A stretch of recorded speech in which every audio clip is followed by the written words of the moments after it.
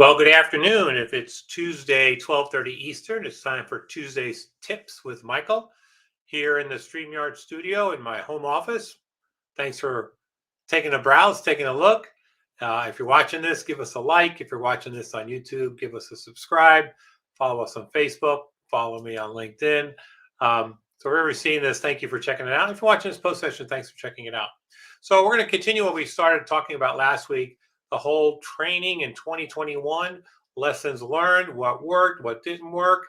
So today's session is really around these tips today around virtual learning, right? What did I learn? What did we learn about delivery of training using the virtual platform? Now, pre-COVID, there were some ways to deliver training virtually.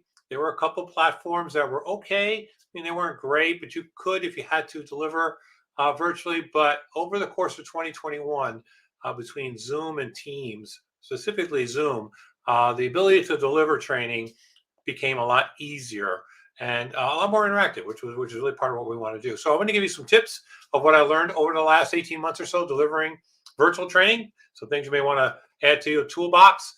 And I'm open to questions. So if you have questions about virtual training, email me, message me, wherever you're seeing this. I'm happy to get into a conversation with you. A couple of things that I wanted to do since I had never done virtual training before is I wanted to reach out to some experts. And so I personally went through the facilitating virtual training certificate program at ATD, formerly ASTD.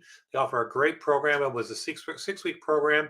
It validated a lot of what I thought I knew, and I knew, but it did give me a bunch of new tips. So I wanted to invest into myself and how to be a better deliverer of virtual training, and I did do that. And then there are a couple other books at ATD about virtual learning that I read along the way. I picked up some tips along the way. So I would encourage you to do that if you haven't done that. Kind of keep your learning going and pick up some tips along the way. But this is kind of what I learned. So the goal was to take what the classroom experience was and try to replicate as much as you could in the virtual space. So these are some of the tips I want to give to you. First of all, like always with any training, you have to prepare. So I needed to redo my slide deck to really make them fit the virtual classroom.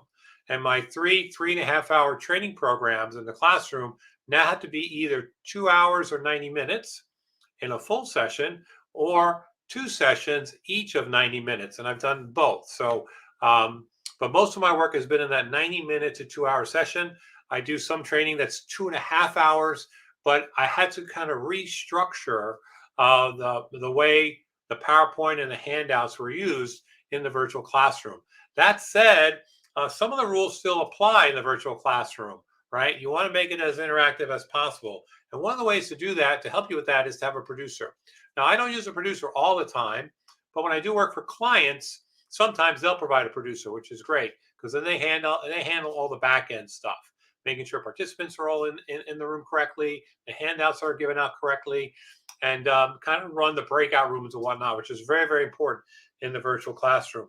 Like always, in your preparation process, you want to practice. So I went through and I practiced a bunch of times with the slide deck, with the timing, trying to make sure that everything worked correctly. I also added, and a lot of folks have done this, have added in our video, we added closed caption. We do have closed captioning on our videos now. A lot of folks are getting used to watching, looking at closed caption videos because of the streaming services they use. So we've added the closed caption on videos. So if you have that capability, definitely do that. But practice with your producer. Practice is very, very important. And in your preparation, you have to come up with a disaster plan, right? And so one thing I did learn from the ATD course is, what if everything you're working on, what if this right here in front of me crashes? What do you do? So you have to have a plan B. So I always have a laptop in my office ready to go. I have an iPad in my office ready to go. I can always log back in to the Zoom room that I've created. Fortunate for me, I've never had a disaster before. We upgraded our technology in late 2020, knew that we were going to do a lot of training in 2021, and the new technology we have in the office here is awesome. So fortunate for us, we haven't had a catastrophe yet, but you have to have a backup plan just in case. Have to have a backup plan just in case. Now, as far as the actual delivery, right, the delivery kind of is the same. You want to create an engaged, active situation. Again, you're not speaking for 2 hours, same like you did in the classroom. It's all participant-centered learning. Every 8 to 10 minutes, your participants need to either be doing something by themselves with a partner in small groups or in large groups, or they're watching a video clip, right? When I teach training, I do training. It's not myself pontificating for 2 hours. It's an interactive delivery situation, just like it was in the classroom. But I keep my sessions down between 90 minutes and 2 hours. Very, very important. You can have fun in the virtual classroom, right? You can create activities that are fun activities in the virtual classroom. And we do that all the time. Um, Post session, you definitely, after post session, want to have a debrief with your producer. You want to debrief with yourself. If you can record, and in Zoom you can record your sessions, record a session or maybe half a session, and then go back and look at it. To critique yourself. Give yourself more tips. Again, this takes practice. For those of us that have been doing this a long time, delivering virtually was a whole new experience for us. It's like anything else new. You need to practice it. You need to practice it. You need to critique yourself, get feedback from your client, get feedback from your participants. And let's be honest, the first couple sessions I did weren't as good as the last couple sessions I did because I've learned tips along the way. So make sure you get feedback from your client and from your participants. And then the last thing is make it fun. Right? I said this earlier, but you got to make it fun. You have to make it so that your participants want to come to the training. We were fortunate we got a couple of large contracts last year to do a lot of virtual training. And when participants came to our virtual training program, they had obviously heard from other folks internally about the program, and they were excited about to come because they knew the training was going to be interactive, participant focused. It was going to be fun. They were going to learn a lot about themselves, learn a lot about their colleagues, and it was a really good time.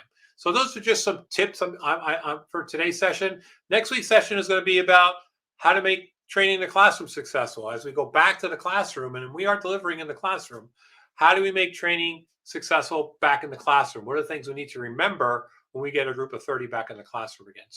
But that's it for today. Tuesday Tips with Michael live, wherever you're seeing this. Give us a shout out. Let us know what you think. And we'll see you next Tuesday here at the StreamYard studio for Tuesday's Tips. Make it a great week. Bye-bye.